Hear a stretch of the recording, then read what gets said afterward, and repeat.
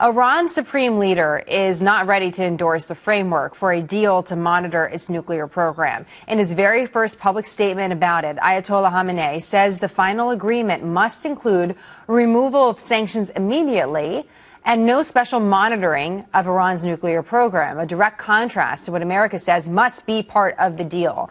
In fact, legendary diplomat Henry Kissinger sounding off on why inspections are crucial. We can't have confidence in the agreement. We must have confidence in the verification system and the inspection system, and that will have to be refined. That's a big question. Gary Bernstein is Senior National Security Advisor for Concerned Veterans for Americans.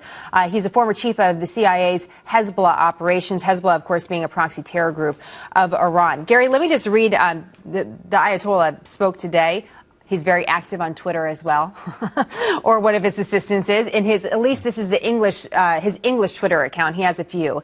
Here's what he says in English. Hours after the talks, Americans offered a fact sheet that most of it was contrary to what was agreed. They always deceive and breach promises. This is one of many, many different tweets. What do you make of the comments from the Ayatollah, and why is it important to watch what he says specifically? Well, of course, the Ayatollah is known as the Rahbar, the supreme leader, and his word will be the final word. And I think people need to recognize that in addition to the whole point of an issue of nuclear weapons and development and enrichment, for the Iranians, the immediate release of over $130 billion is critical to them. They have serious economic problems. He needs that money to solidify and to hold for the Islamic regime, to keep it together.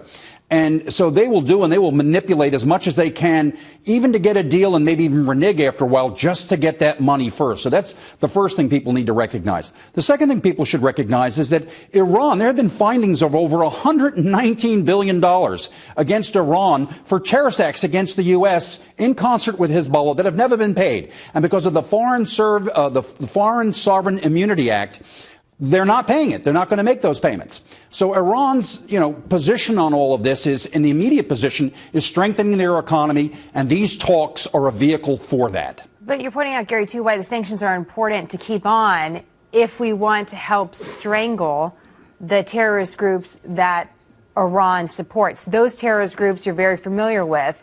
What about that? What would the relief of sanctions, whether it's immediate or not, mean for groups like Hezbollah? The greater threat initially is that Hezbollah, working with Iran, is going to prepare a new generation of weapons for war against Israel. And the great concern is that they're going to do precision-guided weapons. In the past, they've been firing Katyusha rockets into Israel. Hezbollah has been, working with the IRGC. And there haven't been as many losses as Hezbollah and Iran wanted.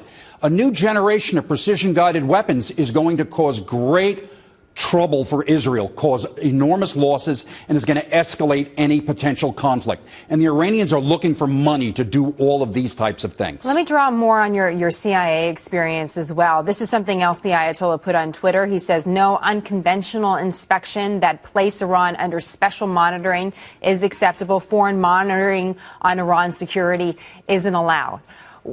You just heard from Kissinger why it's so important. We need inspections. Our own president has says the inspections have to be part of it. We do know that if history tells us anything, the inspections haven't been successful and the inspectors have been thwarted. But beyond the inspections, Gary, how much do we know about what's really happening inside Iran covertly? Let's just take the inspections away. Do we have any insight through our CIA, any intelligence agencies, on what's actually happening inside that country? The United States has coverage, and we've always had limited amounts of coverage on this. But I'll go back to something that you said on the inspections that people are missing, and that is that the inspection regime as presented right now will be managed by the UN Security Council. That essentially means we're putting the inspections and the control of the inspectors in the hands of the Russians, who can veto disagreements that we might have. And we don't have a great relationship with the Russians at the moment. And the Russians have been working with the Iranians on these programs. there are so many flaws in this process, this negotiating process with Iran, that I really don't believe at the end of the day that the president's going to get this thing I'm through curious, though, just on the Senate. We're negotiating from a certain amount of knowledge that we have right now because inspections haven't taken place, because we actually don't really know what Iran is doing inside the country, and they will not answer questions as to what they were doing even a decade ago with this program. So I guess that's the bigger question here, Gary. Are we even operating from a place of knowledge? Are we even negotiating from a place of knowledge? How strong can our negotiations be? We are not, and you are exactly correct. We are operating in the dark. Look, the IAEA, the International Atomic Energy Agency, hasn't had 8 of their 12 most critical questions answered. And so the Iranians will continue to manipulate, conceal. I have absolutely no faith that they will operate in an above-board fashion, even if they sign an agreement, and that this entire policy initiative on the part of the Obama administration is folly. We'll see what happens in the next several weeks. But interesting to see the Ayatollah coming out for the very first time, a week afterwards, and here are his comments today. Gary, great to have you in the program. Thank you so much. Pleasure.